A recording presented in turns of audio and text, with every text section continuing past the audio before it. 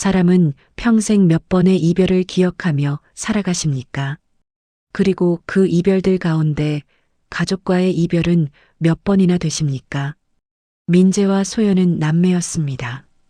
같은 날 태어나지는 않았지만 같은 시간을 살아온 남매였습니다. 서로의 이름을 가장 먼저 불러주었고 서로의 울음을 가장 먼저 알아차리던 사이였습니다. 46년 전 민재와 소연은 서로에게 유일한 가족이었습니다. 부모는 이미 아이들의 곁에 없었고 세상에서 서로를 증명해 줄 수 있는 사람은 오직 두 사람뿐이었습니다. 민재에게 소연은 반드시 지켜야 할 존재였고 소연에게 민재는 세상에서 가장 안전한 사람이었습니다. 아이들은 남매라는 말을 따로 배우지 않았습니다. 그저 늘 함께 있었고 늘 같은 방향을 보고 있었을 뿐입니다. 같은 방에서 잠들고 같은 식탁 앞에 앉아 밥을 먹으며 잠들기 전에는 반드시 같은 이불 안으로 들어갔습니다. 민재는 6살이었고 소연은 4살이었습니다. 민재는 소연의 손을 놓지 않는 법을 먼저 배웠고 소연은 민재의 이름을 부르는 것으로 하루를 시작했습니다. 낯선 어른들 속에서도 시끄러운 공간에서도 두 사람은 서로만 있으면 괜찮다고 믿고 있었습니다. 그 믿음은 아이들에게 너무도 당연한 것이었습니다. 가족은, 남매는 사라질 수 없는 것이라고 생각했기 때문입니다. 그러나 어른들의 세계는 아이들의 믿음을 설명 없이 지나쳐갔습니다. 서류 한 장, 도장 하나, 짧은 회의 한 번으로 민재와 소연은 남매라는 사실과는 무관하게 각각 다른 삶을 배정받게 됩니다. 누구도 두 사람에게 묻지 않았습니다. 서로를 떠날 준비가 되었는지, 서로 없이 살아갈 수 있는지 말입니다. 아이들은 그저 평소와 조금 다른 하루를 살았을 뿐이었습니다. 그리고 그 하루가 남매로서 함께한 마지막 하루가 되었습니다. 어느 날 아침 소연은 새 옷을 입었습니다. 처음 보는 색의 원피스였고 머리는 단정하게 묶여 있었습니다. 민재는 어디를 가느냐고 물었고 어른은 금방 다녀올 거라고 말했습니다. 그 말은 거짓말이 아니었을지도 모릅니다. 다만 너무 많은 것을 숨긴 말이었을 뿐입니다. 차 문이 닫히고 소연은 창밖으로 손을 흔들었습니다. 민재도 따라 손을 흔들었습니다. 두 사람은 그것이 이별이라는 사실을 알지 못했습니다. 그날이 평생 서로를 찾게 될 출발점이라는 것도 알지 못했습니다. 그날 밤 소연은 돌아오지 않았습니다. 민재는 울었고 보육원은 조용해졌습니다. 어른들은 조금만 참으라고 말했고 민재는 그 말을 믿었습니다. 다음 날도 그 다음 날도 기다렸습니다. 그러나 소연은 끝내 돌아오지 않았습니다. 몇 달 뒤 민재에게도 입양이 결정됩니다. 이번에는 해외였습니다. 나라가 달랐고 언어가 달랐으며 이름마저 바뀌게 되는 입양이었습니다.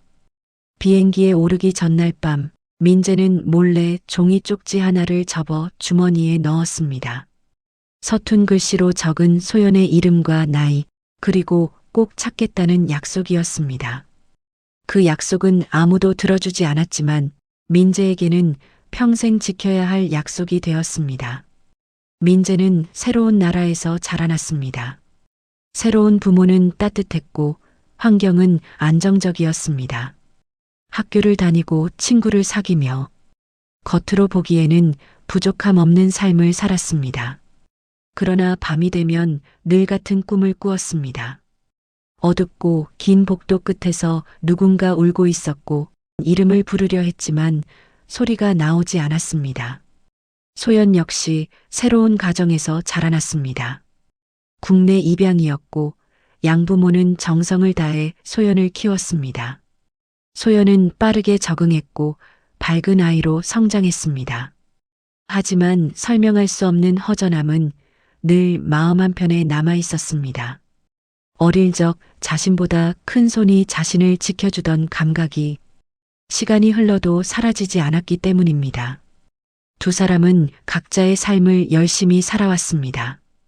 공부를 하고, 일을 하고, 사랑을 하고, 가정을 이루기도 하였습니다. 겉으로 보기에는 평범하고 안정된 인생이었습니다. 그러나 두 사람의 마음속에는 같은 질문이 남아 있었습니다. 자신에게는 원래 함께 자라야 했던 누군가가 있었던 것은 아닐까 하는 질문이었습니다. 민재는 성인이 된 후 입양인 모임에 참석하게 됩니다. 비슷한 사연을 가진 사람들의 이야기를 들으며 자신의 기억이 상상이 아니라는 확신을 갖게 됩니다. 그러던 중 같은 보육원 출신이라는 사람에게서 아주 오래된 명단 이야기를 듣게 됩니다.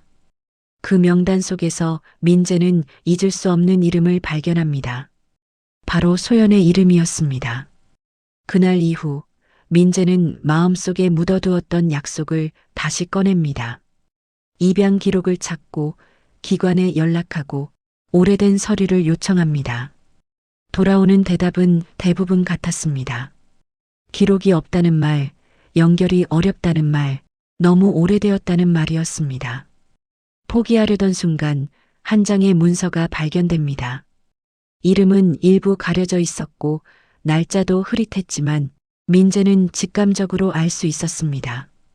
그 문서가 소연으로 이어지는 흔적이라는 것을 말입니다. 비슷한 시기 소연 또한 자신의 뿌리를 찾기 시작합니다. 아이를 낳고 난 후였습니다. 아이의 얼굴을 바라보다가 문득 생각하게 되었습니다. 이 아이에게도 어딘가에 이어진 이야기가 있겠구나 하는 생각이었습니다. 두 사람은 서로를 향해 아주 천천히 그러나 분명히 가까워지고 있었습니다. 그 사실을 알지 못한 채 말입니다. 그리고 어느 날 한 통의 연락이 도착합니다. 혹시 가족을 찾고 있느냐는 질문이었습니다. 서로의 이름을 확인하는 순간 46년이라는 시간이 한순간에 무너져 내리는 듯 했습니다. 만남은 조심스럽게 준비되었습니다.